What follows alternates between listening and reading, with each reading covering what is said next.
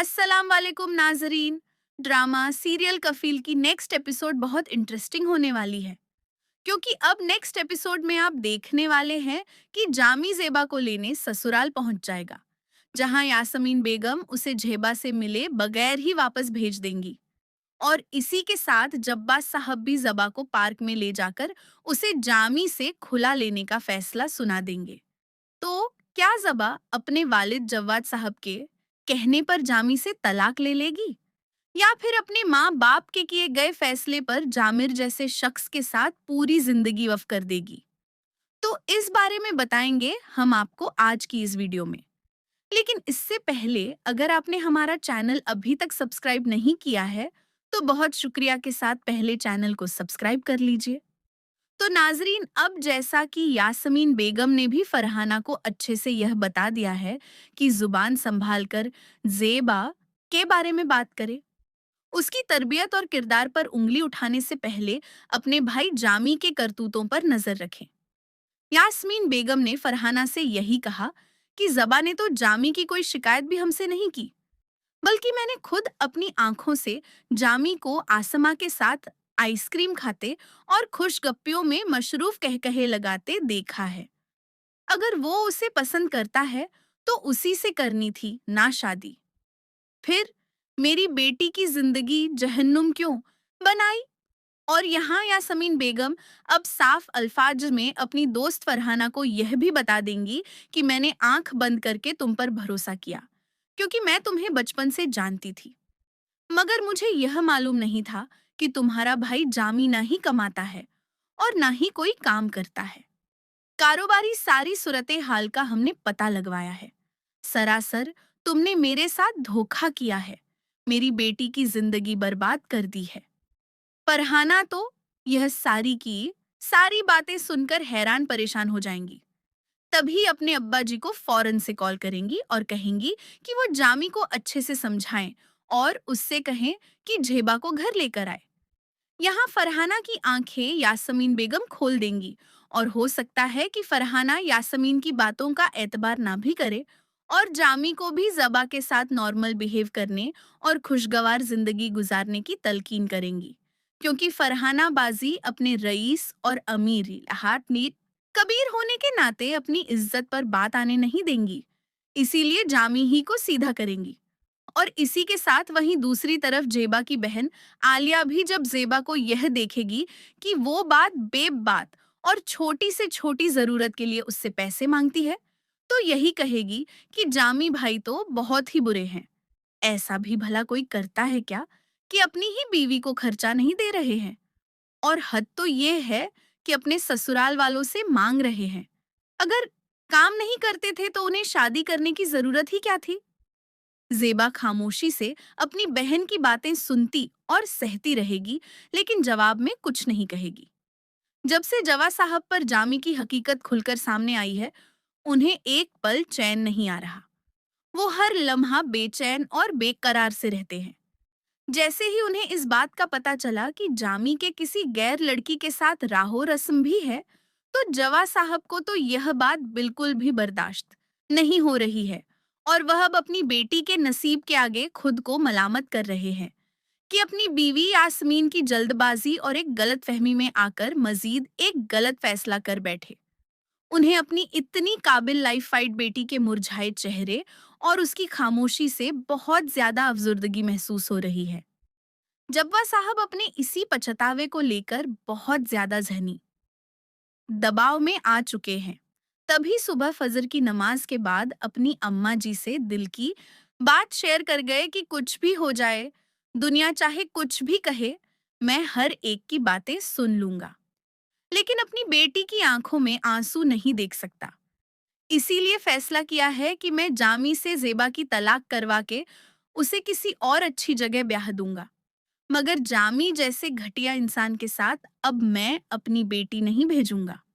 जिसके बाद जवा साहब अपनी बेगम यासमीन को भी खूब ही बातें सुनाएंगे और गुस्सा भी करेंगे कि पहले तो चलो, जामी निकम्मा था, काम नहीं करता था, कारोबार नहीं है, किसी काम का आदमी नहीं है, और तो और अब तो उसने औरतों के साथ चक्कर भी शुरू कर दिए हैं। मेरा तो खून खोल रहा है।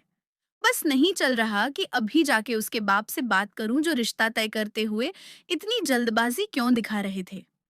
और नाजरीन, इसी के साथ अब जामिनी, जो कि ज़बा से बिल्कुल भी खुश नहीं है और ना ही चाहता है कि वह घर आए, और जामी इसी तरह अपनी महबूबा से हंस हंस कर फोन पर बातें करता रहे और घूमता फिरता रहे। ऐसे में जामी के अब्बा उसे बुलाएंगे और जोर देंगे कि तुम अब जाकर बहू को वापस घर ले आओ। काफी दिन हो गए हैं, वह मायके गई हुई है। यहाँ जामी अपने अब्बा जी की बात का मान रखकर ज़बा को लेने उसके घर चला जाएगा, और ऐसे वक्त जाएगा जब जवाद साहब घर पर ना हो। तभी जामी ज़बा के घर आएगा और यहाँ यास्मीन बेगम उसे टक्का सा जवाब देकर वापस भेज देंगी कि अब वो ज़बा को इतनी जल्दी ससुराल नहीं भेजेंगी। जब जेबा के अब्बा चाहेंगे तो वह खुद ही छोड़ने आ जाएंगे। जामी तो अपनी सास की बात सुनकर यही कहेगा कि मुझे ज़बा से मिलना है। कहाँ है? मैं बस बात करना चाहता हूँ। यास्मीन बेगम ज़बा के सोने का बहाना बनाकर टाल देंगी।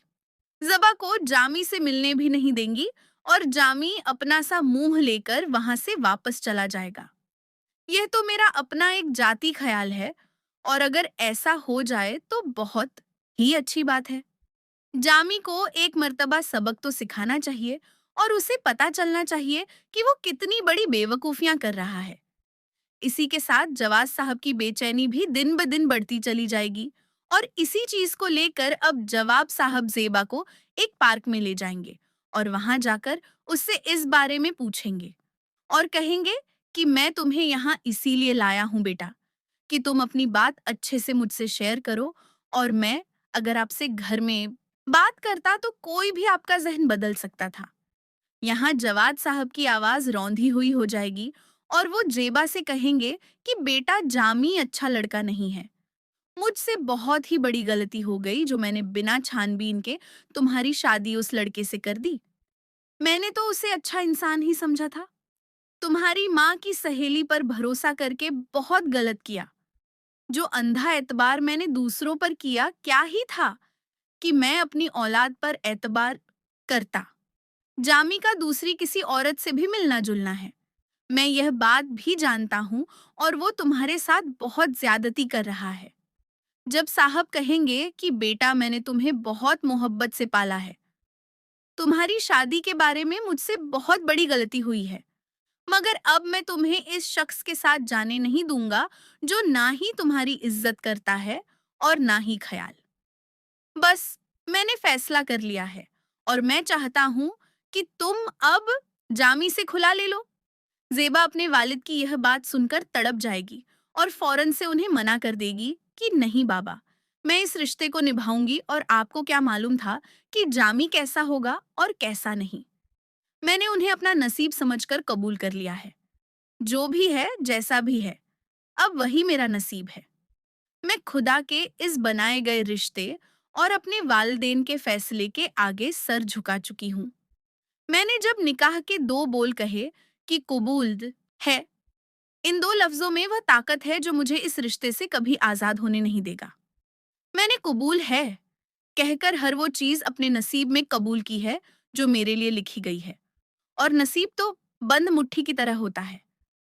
बाबा खुलती है तो पता चलता है कि क्या निकला। लिहाजा यहाँ जेबा अपने वालिद को साफ लफ्जों में इनकार कर देगी और यही कहेगी कि अगर आपने मेरी शादी किसी और जगह की और वो भी लड़का अच्छा ना निकला तो आप क्या ही कर लेंगे। जवा साहब जेबा की बातें सुनकर और भी परेशान हो जाएंगे, लेकिन वो जामी को सबक जरूर सिखाएंगे। तो नाजरीन, आपका इस बारे में क्या ख्याल है?